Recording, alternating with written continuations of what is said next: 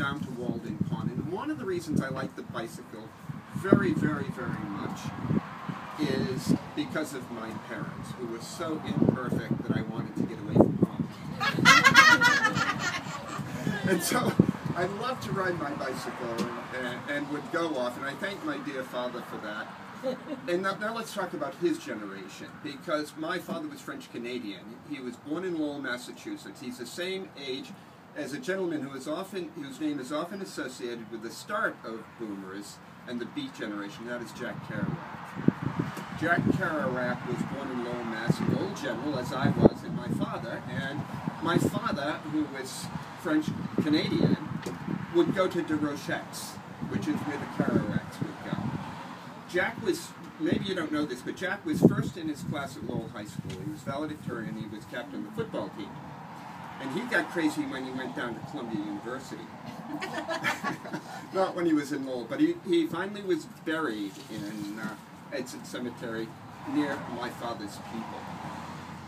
My father, whose name was the same, never called me James. I was called Jamie growing up. And his link to that generation, the Beat generation and Kerouac and all of that, probably is best characterized by what he called me. He always called me Jazz. Oh, I love it. My entire life, I never heard me, referred to as James or Jamie, and he called me Jazz. So there was that generation.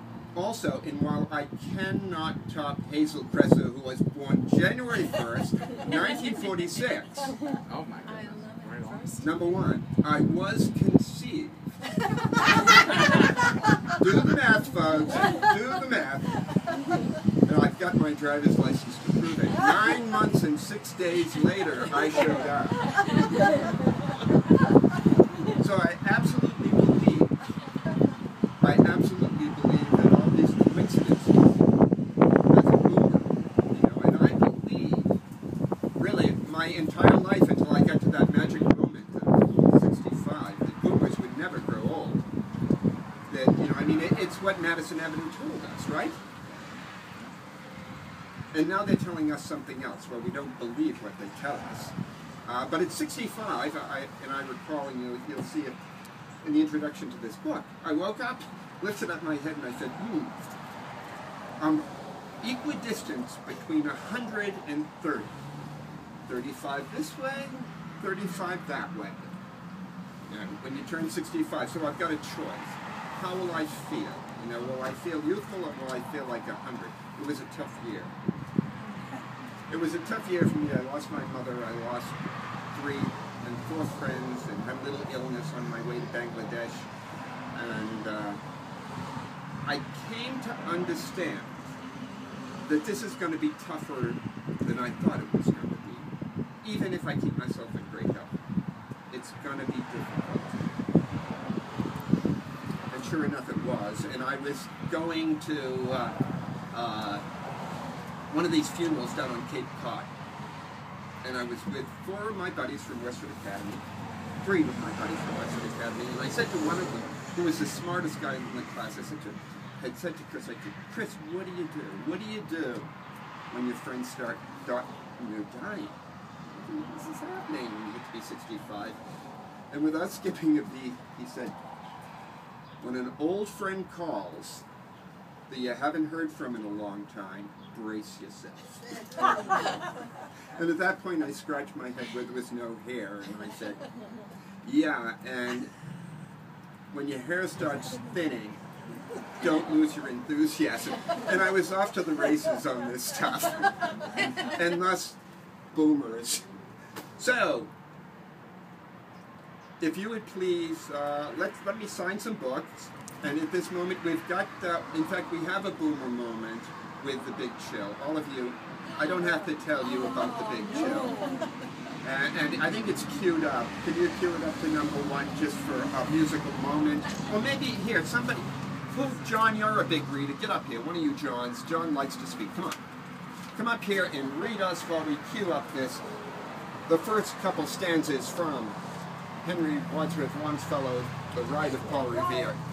Yeah. Is it in there? Is it in the boombox? It's in there. He'll cue it up there after. We'll remember this from our childhood, won't we? Listen, my children, and you shall hear of the midnight ride of Paul Revere. On the 18th of April in 75, hardly a man is now alive who remembers that famous day and year. He said to his friend, if the British march by land or sea on the town tonight, hang a lantern aloft in the belfry arch of the North Church Tower as a signal light. One if by land, two if by sea, and I on the opposite shore shall be, ready to ride and spread the alarm through every Middlesex village and farm, for the country folk to be up and to arm. Then he said good night, with a muffled oar silently rowed down the Charlestown shore, just as the moon rose over the bay, where the swinging wide at her moorings lay the Somerset, British man of war, a phantom ship with each mast and spar, across the moon like a prison bar, and by a huge black hulk that was magnified by its own reflection in the tide. Meanwhile, his friend through alley and street wanders and watches with eager ears, till in the silence around him he hears the muster of men at the barrack door, the sound of arms and the tramp of feet, and the measured tread of the grenadiers marching down to their boats on the shore. Then he climbed the tower of the old North Church by the wooden stairs with stealthy tread, and to the belfry chamber overhead, and startled the pigeons from their perch, of the somber rafters that round him made masses and moving shapes of shade, by the trembling ladder steep and tall, to the highest window in the wall, where he paused to listen and look down, a moment on the roofs of the town, by the moonlight flowing over all.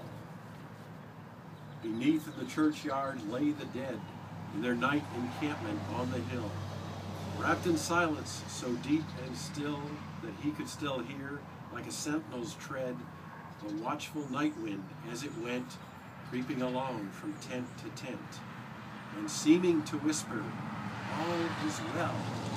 A moment only he feels the spell of the place and the hour and the secret dread on the lonely belfry and the dead.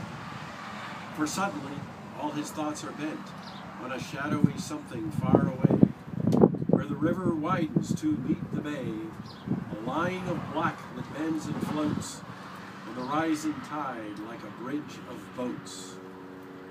Meanwhile, impatient to mount and ride, boot and spurred with heavy stride, on the opposite shore walked Paul Revere. Now he patted his horse's side, now he glazed at the landscape far and near.